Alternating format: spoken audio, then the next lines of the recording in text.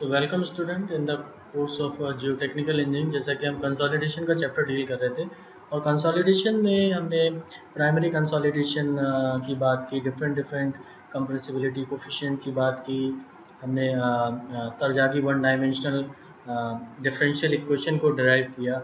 ना यहाँ पे बात करेंगे डिग्री ऑफ कंसोलिडेशन को हम कितने टर्म में डिफाइन कर सकते हैं। तो यहाँ पे जैसे कि हम डिग्री ऑफ कंसोलिडेशन या कंसोलिडेशन की बात करते हैं, तो जब आपका अगर आप कंप्रेसिबिलिटी टर्म में बात करते हैं तो कॉम्पैक्शन एंड कंसोलिडेशन हम दो टर्म डिफाइन करते हैं। कॉम्पैक्शन में हम क्या करते हैं, इनिशियली आपका जितने भी वॉइड्स में एयर है, जितना भी पोर एयर है वो रिमूव हो जाएगा एंड देन आपका जो भी थ्री फेज सिस्टम था या पार्शली सैचुरेटेड सॉइल था, अब उसमें से एयर रिमूव हो गया तो देन आपका सैंपल में सॉइल में क्या बचा, वाटर बचा, वॉइड्स में वाटर बचा, यानी कि सॉइल इज कम्प्लीटली सैचुरेटेड। तो ये कंडीशन ध्यान रखनी है। कंसोलिडेशन के केस में आपका जो डिग्री ऑफ सैचुरेशन है वो 1 होगा, यानी कि सॉइल कम्प्लीटली सैचुरेटेड होगी। देन आपने लोड लगाया, देन वाटर स्टार्ट होगा डिसिपेट होना, देन जब 100% वाटर डिसिपेट हो जाएगा तो आपका कंसोलिडेशन, प्राइमरी कंसोलिडेशन कंप्लीट हो जाएगा। Then after the completion of 100% pore water pressure, then आपका लोड जो लगेगा, then plastic readjustment of soil fabric होगा, that is what secondary consolidation. तो हम प्राइमरी कंसोलिडेशन पे अगर फोकस करें तो प्राइमरी कंसोलिडेशन में जब आपका पोर वाटर डिसिपेट होगा तो आपका डेप्थ में चेंज आएगा, थिकनेस में चेंज आएगा, वॉइड रेशियो में चेंज आएगा एंड ऑल्सो पोर वाटर। तो ये तीन वेरिएबल पैरामीटर है जिनके टर्म पे हम डिग्री ऑफ कंसोलिडेशन को डिफाइन करेंगे। तो अगर थिकनेस के टर्म में बात करते हैं तो इनिशियली अगर आपकी थिकनेस h0 है, इनिशियल थिकनेस आपकी h0 है and t is equal to 0 पे आपकी जो थिकनेस h0 है, देन आपका कंसोलिडेशन प्रोसेस स्टार्ट होगा। तो at t is equal to किसी एक पर्टिकुलर टाइम पे, या हमने सिंपली यहाँ पे लिख दिया t इज ग्रेटर देन 0 पे आपका कुछ इतना थिकनेस होगा, यानी कि डेल्टा एच का रिडक्शन होगा, है ना। तो इतना सेटलमेंट आपका t किसी एक पर्टिकुलर टाइम पे हुआ। देन जब आपका कंसोलिडेशन कंप्लीट हो जाएगा तो आपको जो फाइनल थिकनेस मिलेगी that is your F D H F. तो यहाँ पे this delta H is your initial से अगर आप कंपेयर करोगे तो this is your ultimate settlement after 100% degree of consolidation, t is equal to infinite time, है ना। t is greater than infinite है, t is equal to actually greater than infinite, infinite से आगे कुछ नहीं है, लेकिन हम ये कंसीडर करके चल रहे हैं कि आपका जब 100% कंसोलिडेशन हो जाएगा तो वहाँ पे आपका कितना सेटलमेंट होगा।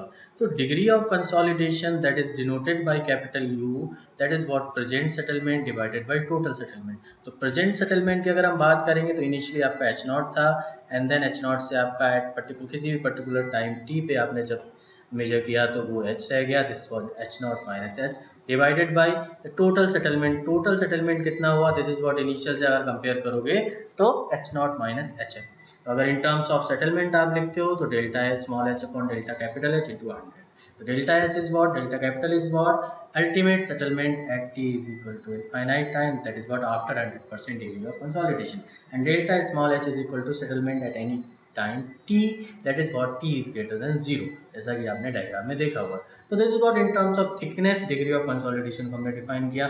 Now in terms of void ratio अगर हम बात करते हैं तो इन terms of void ratio, suppose initially आपका वॉइड रेशियो E0 था, फाइनल वॉइड रेशियो आपका EF था, एंड देन किसी एक पर्टिकुलर टाइम t पे अगर आप देखते हो that is what present void ratio, that is what E था।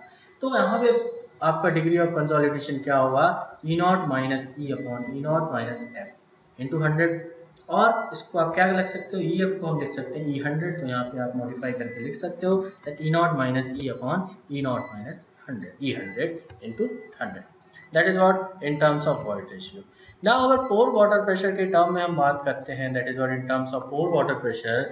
तो एक पोर वाटर आपका इनिशियली कुछ पोर वाटर प्रेशर था, दैट इज U0, आपका U100 that is what pore water pressure 100% degree of consolidation जब अचीव कर लेगा आपका सॉइल, और किसी एक पर्टिकुलर टाइम पे that is present pore water pressure आपका क्या है, U है। तो अगर आप U100 को यहाँ पे देखोगे तो यहाँ पे मैं लिख रहा हूँ in terms of pore water pressure degree of consolidation is equal to U0 minus U upon U0 minus U100 into 100।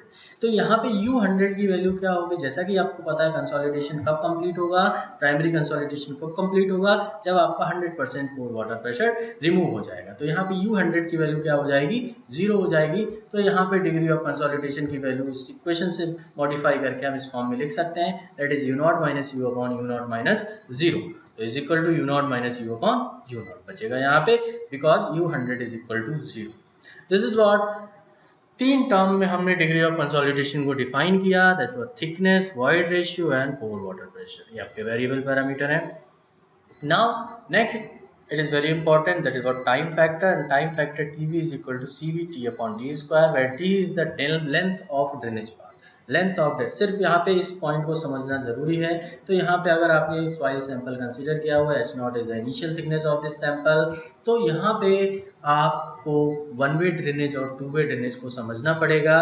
देखिए अगर आपके यहाँ पे वाटर प्रेजेंट है, सॉइल आपकी सैचुरेटेड है जैसा कि आपको पता है, तो देखिए यहाँ पे दो कंडीशन हो सकती हैं। अगर आप मिडिल से यहाँ से कंसीडर करते हो तो ऊपर वाला पार्टिकल ऊपर से निकल जाएगा और नीचे वाला नीचे से निकल जाएगा, यानी कि यहाँ पे क्या हो रहा है, टू वे ड्रेनेज हम दिखा रहे हैं। अगर आप वन वे ड्रेनेज की बात करते हो तो एक कंडीशन ये हो सकती है कि ये यहाँ का जो बॉटम लेयर का जो पार्टिकल होगा उसको कितना पाथ ट्रेवल करना पड़ेगा देखा, क्योंकि हमें पता है कि हम सिर्फ वर्टिकल मूवमेंट ऑफ वाटर को दिखा रहे हैं, 1D consolidated one dimension analysis करते हैं यहाँ पे।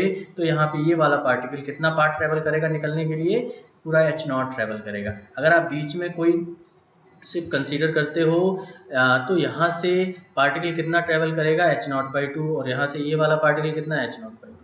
तो अगर वन वे ड्रेनेज की बात करते हो तो लेंथ ऑफ ड्रेनेज पाथ कितना हो जाएगा, H0 हो जाएगा, क्योंकि इस पार्टिकल को रिमूव होने के लिए पूरा H0 लेंथ कवर करना पड़ेगा। और अगर आप टू वे ड्रेनेज की बात करते हो यानी कि आधा ऊपर वाले पोर्शन से निकल जाएगा और आधा नीचे वाले पोर्शन से निकल जाएगा, तो लेंथ ऑफ ड्रेनेज पाथ कितने हो जाएगी, H0/2। ये प्रॉब्लम में आपको ध्यान रखना है कि आपको वन वे ड्रेनेज के लिए कह रहा है या टू वे ड्रेनेज के लिए कह रहा है, क्योंकि अगर ये कंसीडर नहीं किया तो आपका प्रॉब्लम क्वेश्चन गलत हो जाएगा। ठीक है, नाउ यहाँ पे टीवी की बात करते हैं। तो टीवी का इक्वेशन डिग्री ऑफ कंसोलिडेशन पे डिपेंडेंट है। तो यहाँ पे TV is equal to 5/4 U upon 100 square, that is what degree of consolidation square. ये वैल्यू, ये इक्वेशन आप कब लेंगे, जब degree of consolidation less than और इक्वल टू 100% 60% होगा। And then next equation that is what TV is equal to 1.783 minus 0.9332 log 100 minus U. ये equation आपको यूज करनी है जब आपका 60% से ज़्यादा कंसोलिडेशन हो। यहाँ पे ध्यान रखेंगे टीवी और सीवी आपके कांस्टेंट पैरामीटर हैं। तो यहाँ पे जो टाइम है, this is what T is equal to time of consolidation, T is directly proportional to D square. तो इस इक्वेशन से डायरेक्ट क्वेश्चंस आपके पूछे जाते हैं। And also this declaration that T is directly proportional to D square, ये मैंने यहाँ पे लिखा नहीं हुआ, आप यहाँ से समझिए कि यहाँ पे T directly proportional to D square होगा। तो वो आपको लेंथ ऑफ ड्रेनेज पाथ दे देगा या आपको टाइम दे देगा, जिस तरह से भी उसको मॉडिफाई करना होगा उस तरह से पूछ लेगा। आपका पॉइंट ये है कि आपको ये कॉन्सेप्ट यहाँ पे पता होना चाहिए। एंड ऑल्सो कभी कभी डायरेक्ट इससे भी प्रॉब्लम आ जाती है कि वो यू की वैल्यू दे देगा और u की वैल्यू आपको आइडेंटिफाई करनी है कि वो 60% से ज़्यादा है कि 60% से कम है। तो जनरली 60% से कम वाले पे अगर केस आता है, अगर 50% का डिग्री ऑफ कंसोलिडेशन दिया तो आपको सिंपली ये क्वेश्चन अप्लाई करनी है और आपका आंसर आ जाएगा। ठीक है, याद आपको दूसरी क्वेश्चन भी रखनी है, क्योंकि कभी कभी चांसेस हो सकते हैं कि आपका डिग्री ऑफ कंसोलिडेशन 60% से ज़्यादा आपको दे दिया जाए। तो that's it for today's lecture. आज जो हमने ये टर्म डिस्कस किए हैं बहुत इंपॉर्टेंट है, जब न्यूमेरिकल सॉल्व करेंगे वहाँ पे भी ये यूजफुल होंगे। And also this equation is also very सी भी यहाँ पे क्या है, कोफिशिएंट ऑफ कंसोलिडेशन। जब हमने तर्जा की one dimensional differential equation derive की थी तो वहाँ पे सी भी को हमने देखा था, और सी भी इज इक्वल टू क्या होता है, K upon gamma W into M V. M V is what, coefficient of volume compressibility. ठीक है, ओके।